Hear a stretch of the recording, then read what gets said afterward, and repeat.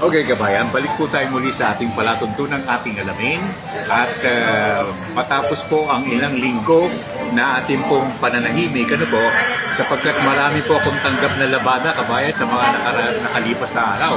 Kaya hindi po ako nakapaglingkod sa inyo sa ating palatuntunang ating alamin. Okay, by the way, are you still wondering kung bakit kabayan medyo tumataas po at mataas na ang presyo ng karne ng baboy sa ating mga pamilihan?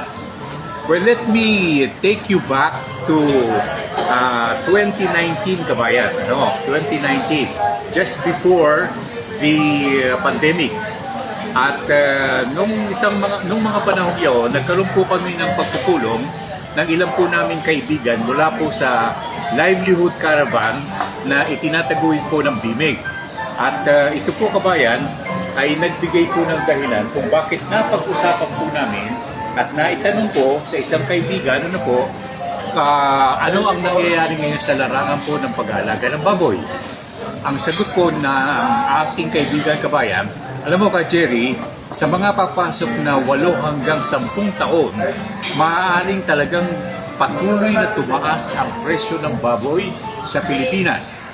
At fast forward kabayan, ito pong bagay na kanyang sinabi, hindi po hula kabayan sa ngayon. Ang naririnig ko sa mga kaibigan po natin at saka mga ginang ng takanan ay ang presyo po ng baboy ay umaabot po ng mula sa 5 pesos hanggang 6 pesos per kilo. At ito isa sa mga bagay na pinag-usapan po namin. Ito po ay hindi lamang dahilan sa presyo po ng mga ginagamit ng mga nag-aalaga ng baboy. Excuse me. Kagaya po ng feeds, kagaya po ng gamot, kagaya po ng pagbigbigay ng tubig at bayad po sa tao. Kung hindi, ang isa pong malaking dahilan ay napag-usapan po namin sinabi sa akin ka Jerry, ang isa sa mga dahilan na magkakaroon ng pagtaas ng presyo ng baboy ay yung pong pagkawala ng malaking bahagi po ng mga racer. At ito po kabayan ay ang backyard racer. Backyard racer kabayan ay umaabot po ng 70% ng mga nag-aalaga ng baboy sa Pilipinas. Sabi ko bakit? Ang nangyayari ngayon at kagaya ng observation mo, personal, ay nakita mo naman unti-unting nababawasan at mababawasan ng mga nag-aalaga sa backyard. At ito nga po, kabayan, ay isang dahilan kung bakit napagpulungan po namin, napag-isipan at amin pong nilibot sapagkat bilang kasagutan, kabayan, sa tanong, ang nangyayari po, marami pong mga lalawigan at mga bayan na nagbigay po ng orden sa mga nag-aalaga sa mga backyard racer na darating ang panahon na babawasan po nila ang mga ito, lalong-lalo na doon po sa mga naninirahan sa mga bahayan, sa mga subdivision, sa mga urban areas at marami pang iba. At ngayon po kabayan ay nakikita po namin na ito po ay nangyayari na.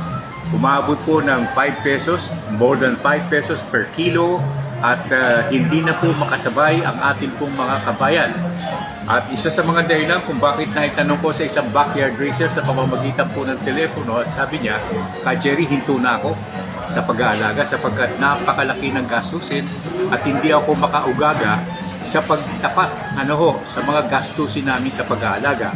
And one thing more, dahilan sa ito po ay meron ng pagbabawal ang maraming lalawigan at mga bayan na ayaw na kaming makapag-alaga ng baboy sa mga lugar na nabanggit, sa mga maraming tao, sa maraming bayan, sa mga urban areas, yung pong mga lugar na talagang pinamamahayanan ng marami. At yan po kabayan ay isa sa mga dahilan kung bakit nasabi namin huwag kayong magtataka.